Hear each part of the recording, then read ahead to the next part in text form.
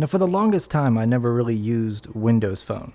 I always found the app selection to be very limited, and that's nothing to say that there was anything bad about the hardware, but when it comes to the software, I just never could use it as a daily driver. Well, recently the Connex team reached out to me to review the Lumia 640 XL, and I have to say, this is one of the best budget phones I have ever reviewed. Retailing for just over $200 unlocked, you can get it in an assortment of different colors, including a matte and glossy white, a matte cyan, and black and orange.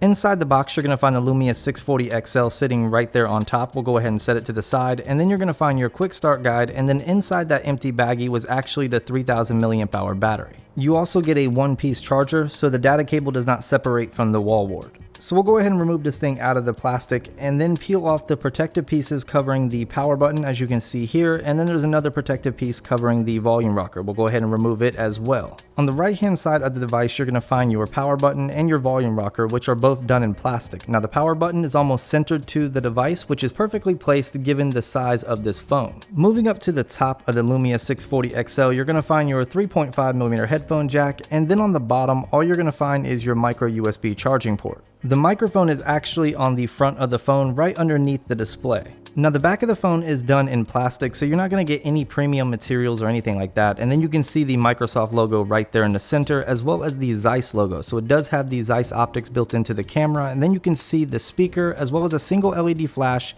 and the camera kind of protrudes a little bit. Now thanks to that plastic back, it makes it completely removable, and from here you can see that it does have NFC built into it as well as wireless charging. But that's not the only thing that removable back is good for. You also have access to your micro SIM card slot, as well as your micro SD card slot, which is expandable up to 128 gigs. Now honestly, when it comes to that 3000 milliamp hour battery, I was unable to kill it in a full day's use. However, if you do kill it, it's completely able to be swapped out for a new one. When it comes to how this phone feels in the hand, it doesn't feel like the most premium flagship on the market. However, it doesn't feel cheap either. For 200 bucks, you're gonna get what you pay for. However, I was able to operate this phone more with one hand than say something like the iPhone 6 Plus. It features a 5.7-inch IPS display with Gorilla Glass 3. It comes in at 720p, so it's still HD, just not the super HD that we're expecting from phones these days. It has a PPI of 256 and it has on-screen buttons, and it also has their clear black technology behind the display. I mean, I honestly don't have any gripes when it comes to the display on this phone. When it comes to viewing the phone in direct sunlight, I was perfectly able to do so. Despite it not being the highest resolution on a mobile phone, everything seemed very sharp and crisp, and colors were very vibrant. Even viewing angles were perfectly fine on this phone, and that's thanks to the IPS panel. Now as you can see, it does seem like it's super glossy, and that seems to be the case with all the Windows phones I have ever used. I'm not sure if it's their panel or if it's just me. Now it's running the latest version of Windows 8.1, and as you can see, you have all of your live tiles right there on your main page, and you can customize these by adding a custom wallpaper. And if you swipe over to the left, you have a list of all the applications that are currently on your device. And from here you can either launch these applications, you can uninstall them, or you can pin them to the live tile screen. Now on the bottom right, you have a little search icon, and if you tap that, it will actually launch Cortana, which she has been completely updated and is very responsive, and I'll show you some things later on in this video with her. If you hold down the back button, it'll actually pull up your app switcher, and from here you can launch previously opened apps, or you can close them by swiping up. And of course, if you swipe down, it will bring down your notification center. So here you can view all your missed notifications, you can launch them, and then you have your quick toggles at the top for your Wi-Fi, Bluetooth, airplane mode, and then a quick shortcut for your camera. Now there's tons more features built into the Windows Phone software. I'm not going to cover them all because this video isn't about the software, it's actually about the phone, but I found the software to be extremely snappy, especially on this phone. I didn't experience any hiccups, no lag, or anything like that. And what's crazy about that is you're not going to get high-end specs with this phone. You're getting a Snapdragon 400 processor, you're getting 1GB of RAM and the Adreno 305, but yet everything is buttery smooth, and that says a lot about the operating system. Now when it comes down to internet browsing, of course you're going to be using Internet Explorer, which isn't really a problem, it's a matter of personal preference, it's just not my cup of tea, but I found load times to be perfectly fine, and since the last phone that I reviewed, I can see how they updated a lot of things and made it much more snappier. Now when it comes to keyboards on mobile devices, my favorite keyboard is probably the iOS keyboard because the autocorrect is just much more accurate. However, my next favorite would would have to be the keyboard found on Windows phones. Typing on the Lumia 640 XL was just a pleasure. I don't have anything negative to say about the keyboard found on the Windows Phone platform, especially with this phone. You can either use the standard method of typing, or you can even use swipe gestures, which is similar to the Google keyboard. Now when it comes down to Cortana, I find it to be much more accurate and much more responsive than Siri found on iOS. Even though Siri is supposed to be getting updated with iOS 9, we'll have to wait to see how well that actually comes out. I mean, when it comes down to just doing some random web searching, I found the voice recognition software to be amazing. I mean, it didn't really misinterpret anything that I was saying, and then of course it's very fluid and very responsive. You can even search for weather in your local area or in an area all around the world, depending on if it can find that location. And of course, just like Google Now or even Siri, you can ask Cortana to set up an appointment for you or schedule an event on your calendar or even set up a reminder. Even the most basic functions such as making or placing a phone call with Cortana, or even doing a text message and having the voice recognition software translate all the words that you're saying into text, works flawlessly, and I didn't have any problems with that. Now when it comes down to the camera found on the Lumia 640 XL, you're looking at a 13 megapixel camera with Carl Zeiss optics built into it, capable of capturing 1080p at 30 frames per second.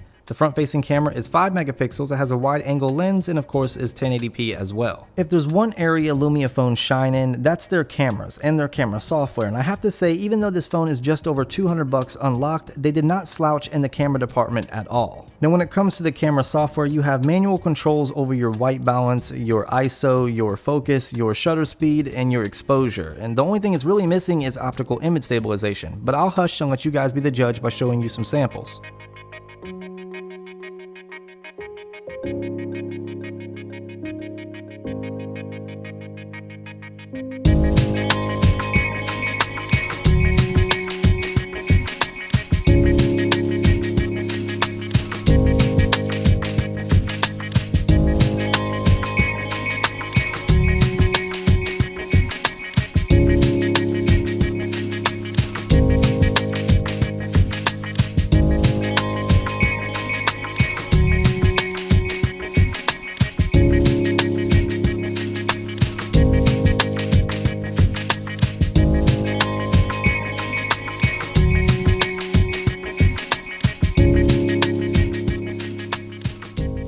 Now during my time with the Lumia 640 XL, I was only able to get HSPA plus speeds or 4G speeds, just not LTE, and that's perfectly fine for data, making and placing phone calls and receiving text. Now when it comes to the volume out of the earpiece speaker whenever I was making or receiving a phone call, I found it to be passable, a little bit on the low side for my liking, but the loudspeaker on the back I found to be surprisingly loud. Well, at least for me. I mean, it is a rear firing speaker, but I found it to get loud enough for my liking. Whenever I was watching a movie or playing a game, I didn't have to struggle with volume, or even when I transferred a phone call from the earpiece to the loudspeaker, I didn't have to struggle to hear what the other person was saying. Now I really didn't try any high graphic games on the Lumia 640 XL, but the games that I did try had no loss in frame rates, responded perfectly fine, and I didn't have any lag whatsoever, such as the racing game that you see here. So despite the phone having low-end specs, it has top-end performance, which again comes back down to the operating system, but the app selection still sucks on Windows Phone. Now honestly, I love media consumption on this device, and that's thanks to that huge 5.7-inch 720p display. Even though it's not a super high resolution display, I found watching movies to be perfectly fine. I mean, hitting up some Netflix on a 720p 5.7-inch display is still gorgeous no matter how you look at it, and you're going to conserve a lot of battery because it doesn't have that super high Quad HD resolution. Now I said it in the beginning, I could not kill this phone in a day, and that's watching movies, playing games, being on it, texting, receiving emails, having my data sync, everything, and I just could not kill this damn phone. It lasts me easily 12 hours, and then I put it on the charger with about 15% remaining. Well, that pretty much concludes my review of the Lumia 640 XL. For just over $200, you're getting an unlocked phone that has a great camera, some all-day battery life, and some great performance despite it having low-end specifications. I mean, if you're looking for something new to spice up your smartphone marriage, more on the budget side, I definitely recommend this phone. This is Jonathan from OT for Tech. I hope you guys enjoyed the video. Go ahead and subscribe if you're not already subscribed. Follow me on all my social media connections. Go ahead and hit that like button if you enjoyed it, and I'll talk to you in the next video. Peace.